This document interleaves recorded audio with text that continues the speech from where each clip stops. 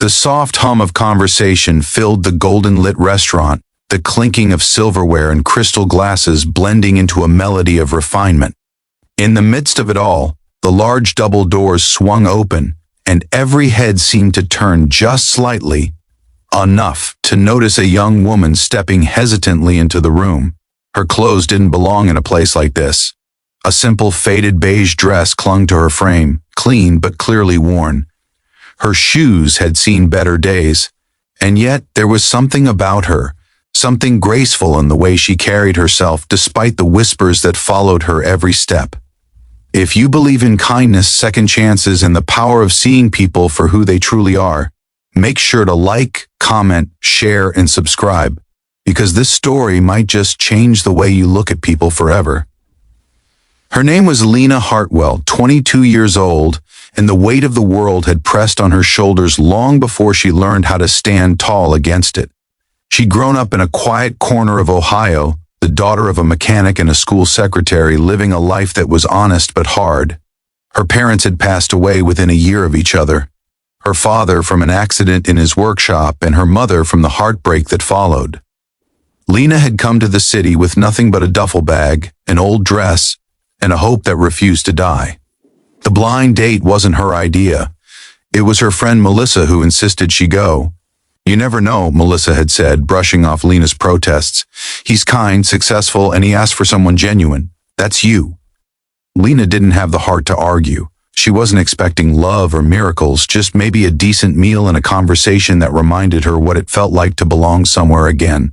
When she walked into Le Mistral, an upscale restaurant known for its chandeliers and polished marble floors, she knew she didn't fit in. The maitre d' gave her a polite but curious look as he led her toward a table near the large windows overlooking the city. And sitting there, checking his watch, was Ethan Lawson, the man she was supposed to meet. Ethan was the kind of man who seemed to command a room without saying a word. Late 20s, tall, sharply dressed in a navy suit, with eyes that carried both confidence and quiet exhaustion. He was a rising CEO of a tech company that had been making headlines for innovation and record profits. But tonight, he wasn't there as a businessman. He was just a man hoping to meet someone real. When he looked up and saw Lena, his first instinct was confusion.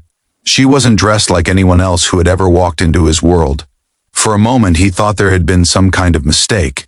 But then she smiled, softly, nervously, and something inside him paused. It wasn't her clothes, it was her eyes. There was honesty in them, the kind he hadn't seen in years.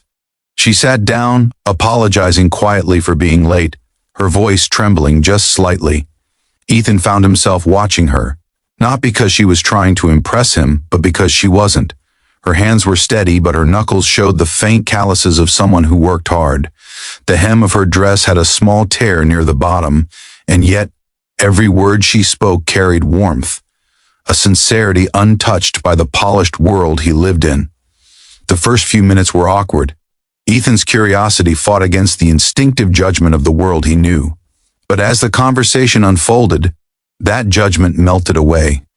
She talked about her small-town childhood, her dreams of becoming a nurse, and how she had been working double shifts at a diner to afford her certification classes.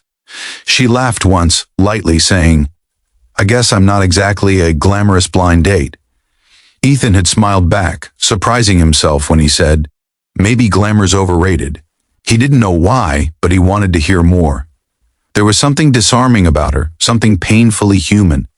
She didn't ask him about his money or his. She asked about his favorite book, his mother, what made him happy. It had been years since anyone asked him that without an agenda. The waiters moved around them in graceful silence, and the evening slowly began to feel less like a date and more like a story. Two strangers sharing fragments of themselves that they hadn't shown anyone in a long time. Lena didn't notice the other diners watching. Ethan did. He noticed their subtle glances, the whispering smiles, the unkind curiosity. It made something tighten in his chest. But when he looked back at her, that feeling turned into protectiveness. Hours passed like minutes. By the time dessert arrived, Lena's laughter had replaced her nerves. She leaned back slightly, her eyes reflecting the golden light above them. For the first time in years, Ethan felt like he wasn't performing. He wasn't the CEO, the decision maker, the man with a title. He was just Ethan, talking to a woman who made him forget the noise of his world. As the night ended, Lena thanked him for the evening, promising she'd repay him for the dinner someday. Ethan had chuckled softly and said, "Just promise you'll let me see you again."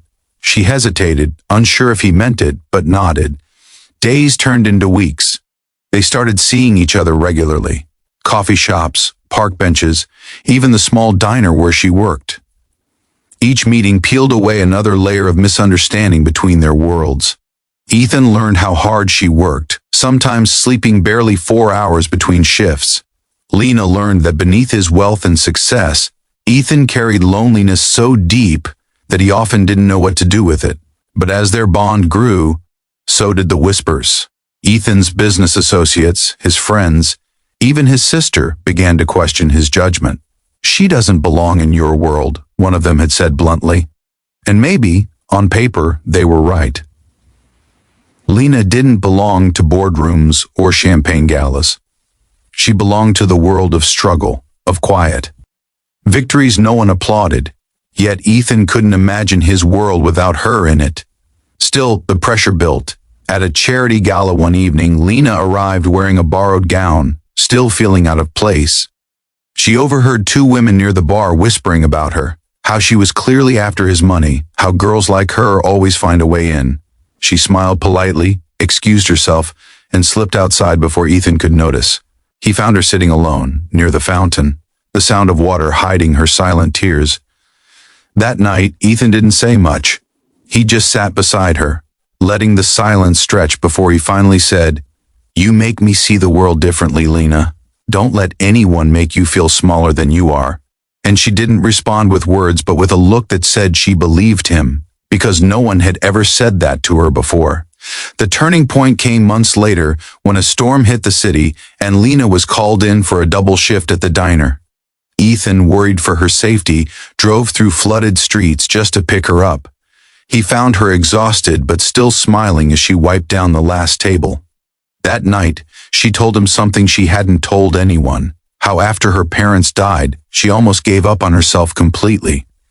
How she sometimes wore the same old clothes, not out of neglect, but as a reminder of where she came from and the people who had loved her when she had nothing. Ethan didn't say anything. He just reached out and held her hand. It was in that quiet, rain-soaked moment that he realized he didn't just admire her, he loved her. Months passed, and Lena finished her nursing certification. She started working at a local hospital, her name stitched proudly onto her uniform. Ethan continued running his company, but now he spent more time at the hospital cafeteria than in corporate meetings. Their relationship wasn't without struggles. There were arguments, differences, and doubts, but through every hardship they found their way back to each other. One evening, on the anniversary of their first date, Ethan took her back to the same restaurant. The waiters remembered them, the girl in the worn dress and the man in the navy suit. Only this time, when she walked in, she wore a simple but elegant blue dress, her hair tied loosely, her smile confident. People still turned to look, but for a different reason. They weren't judging, they were admiring. As they sat across from each other, Ethan reached into his pocket and pulled out a small velvet box. He didn't say anything extravagant, no grand speech, just a simple, trembling truth. "Lena," he said, "you walked into my life wearing the simplest dress, but you showed me the richest heart I've ever known. Will you marry me?" Tears filled her eyes before words could. She nodded, barely whispering, "Yes." The restaurant erupted into soft applause, and for a moment the world felt still, like time itself paused to honor their story. If this story touched your heart, please like, comment, and share, because real love isn't about status, clothes, or money. It's about seeing someone's soul and choosing it every single day. Before you scroll away, comment below, do you believe love can still exist between two people from completely different worlds? Ethan and Lena's story reminds us that sometimes the most extraordinary people walk into our lives looking ordinary. And if we're lucky enough to see beyond appearances, we might just find the kind of love that changes everything.